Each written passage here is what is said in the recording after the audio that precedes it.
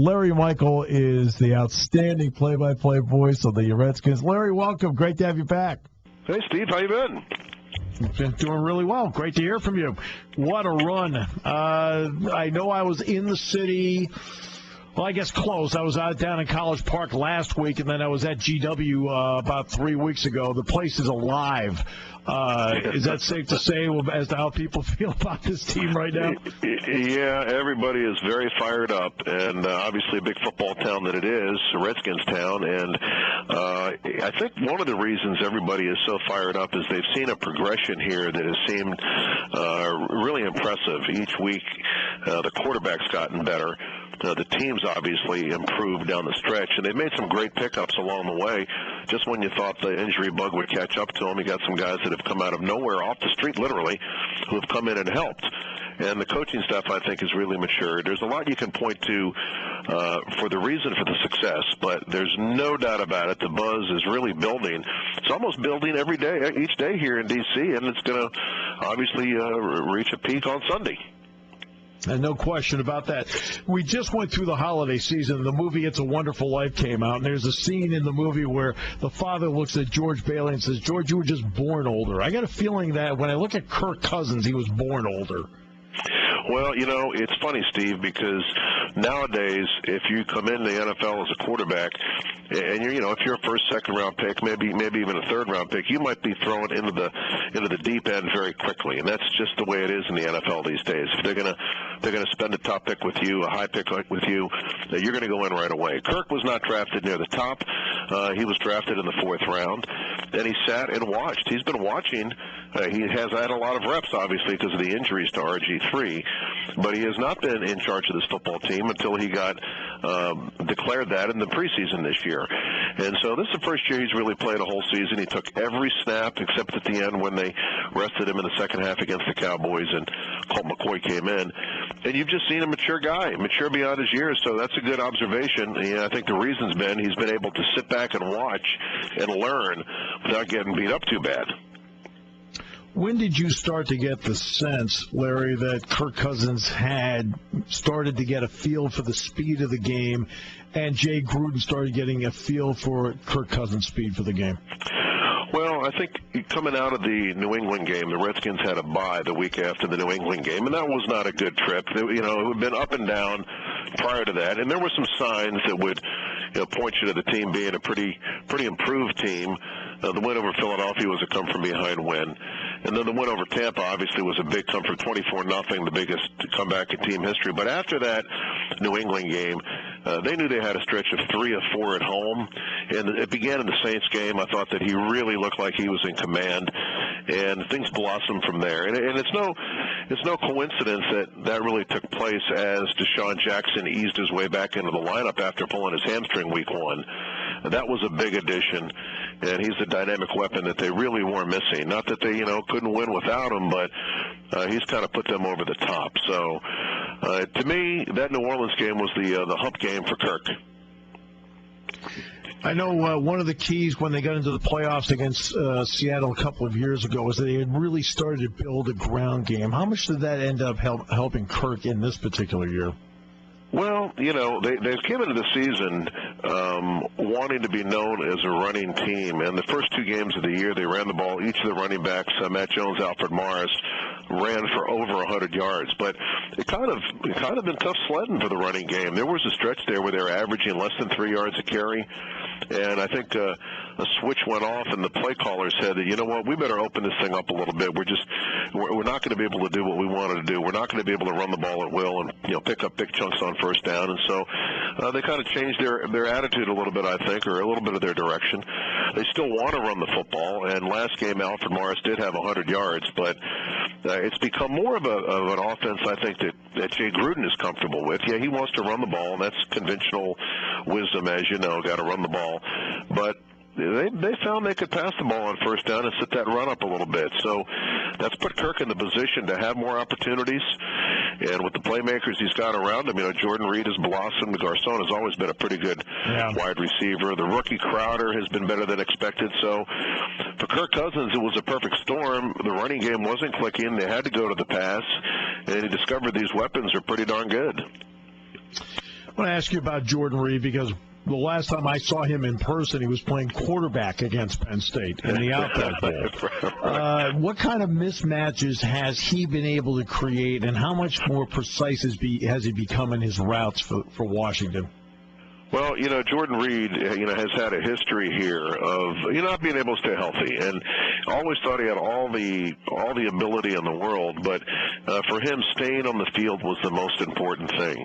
And because he wasn't able to stay on the field, he never did find a great rhythm in his previous few years here, and so he was able to stay healthy. And again, perfect storm for him. Golly, you're looking at a quarterback who has been on fire. He's been in a zone, and to have a unique weapon like Jordan Reed, he can split outside the numbers. He's improved his blocking, but his strength is as a pass receiver, up the middle and downfield. And after catch, he does a great job. And he's learned to bulldoze some guys when he has to. He's got great footwork. Going back to, being a basketball player and also a quarterback, certainly a different type of footwork than you would be as a tight end. And so he brings a unique skill set to the position that you don't see very often. There's not a lot of guys you can compare him to. Not the biggest guy, not the strongest guy. Very athletic, and he's got great footwork off the line. If you take a look at any of the tape, he loses the defender off his second step every time. He's just got a quick double step. He's got a great crossover move, I understand, on the basketball court, and the coach likes to talk about that.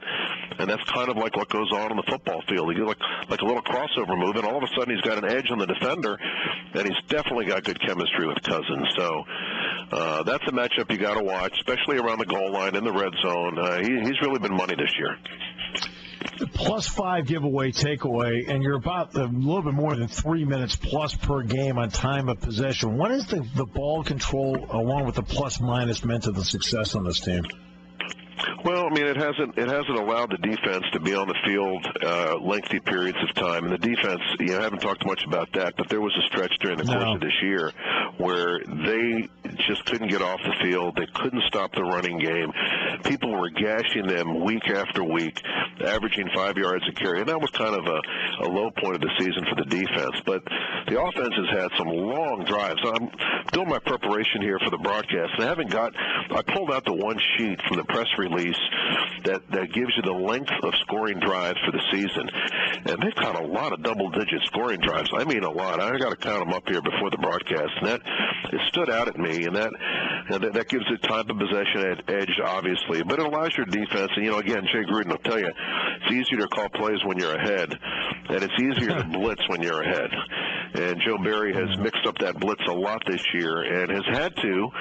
It's been effective, but he hasn't lived by the blitz, if you know what I mean. He's spotted it in there when he needed it, and it's been successful. So you look at this, and, again, the Redskins fans are excited because they recognize this is a total team. There's really not a big superstar. I guess, Deshaun Jackson, Jordan Reed having good years, but there's no one guy. It's a total team effort, and that gives people a good feeling inside. At least the team's going in the right direction.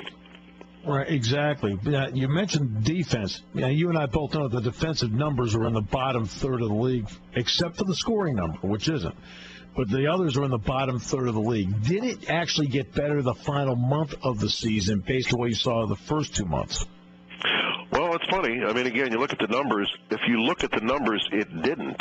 But if you look on the field, it did. And the Redskins were number one in the league in forced fumbles, number one in the league in recovered fumbles. And so it became a team that last year couldn't create a turnover to a team that was ball hawking all of a sudden. And again, the defense has made some big plays this year. And they've made some tremendous goal line stands. And again, you're going to drive from the 20 to 1 yard line. That's going to show in the stat sheet like a long drive, but on a 4th and 1, you hold them out. They've had about 4 or 5 goal line stands this year, which has been a confidence-building factor for the defense as well, because they don't just cave inside the red zone. They think they're going to get a turnover or at least hold the opposition to 3. So in this case, the numbers are a little deceiving. They've given up a lot of yardage, but I think the defense is a playoff caliber defense. Speaking of deceiving numbers, Aaron Rodgers' numbers look great. Touchdowns to interceptions, completion percentage. But you and I both know that with the offensive line problems and no Jordy Nelson, they really haven't been moving the ball. How favorable a matchup can this be for Washington in this game based on how the Packers played the last month and a half? Well, I mean, I think that if you looked at the three of the possible opponents, a lot of people think this was the easiest. But, again, the Redskins last week beat Kellen Moore at quarterback for the Cowboys. This is Aaron Rodgers that's coming to town. So there's a big difference between Kellen Moore and Aaron Rodgers. And there's a big difference between a Green Bay Packer team that's made the playoffs 7 straight years, equal to the Patriots 7 straight years. And so, yeah, their offensive line's a little banged up. They haven't had Jordy Nelson all year. They've had kind of a running back by committee with the two guys, Lacey and Starks.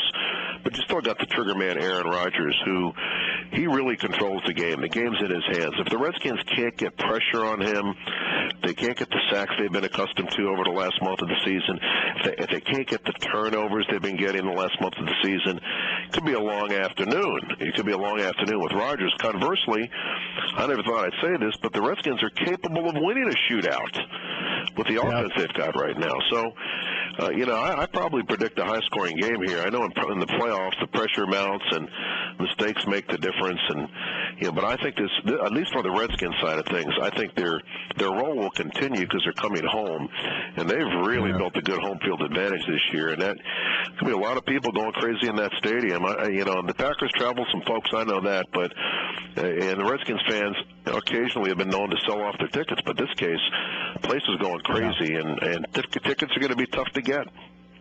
Yeah. The Boise State fans, by the way, disagree with you on Kellen Moore. Kellen Moore's a nice quarterback. Nobody's better than he is. Yeah. You know what's ironic? Steve, we were at the Senior Bowl the year that Kirk Cousins came out. RG3 came out that year, and we were at a reception one night. And at this reception was Russell Wilson, Kirk Cousins, Nick Foles, Ryan Lindley, and Kellen Moore. All these quarterbacks were there.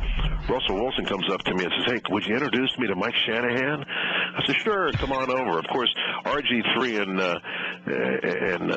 Luck weren't there, but all these guys, you see them as college guys, and Kirk Cousins carried himself with a lot of authority back then. His character hasn't changed much. He's a preacher's son. He's proud to tell you, and he's a straight kid. But boy, he's on top of the world now.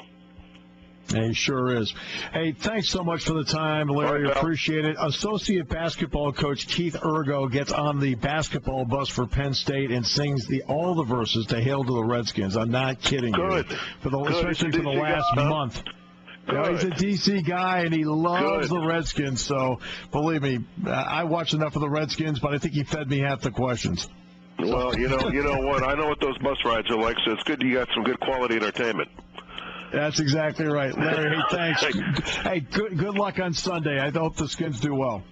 Thanks, Steve. Talk to you soon. Okay, Larry Michael, the play-by-play voice of the Washington Redskins.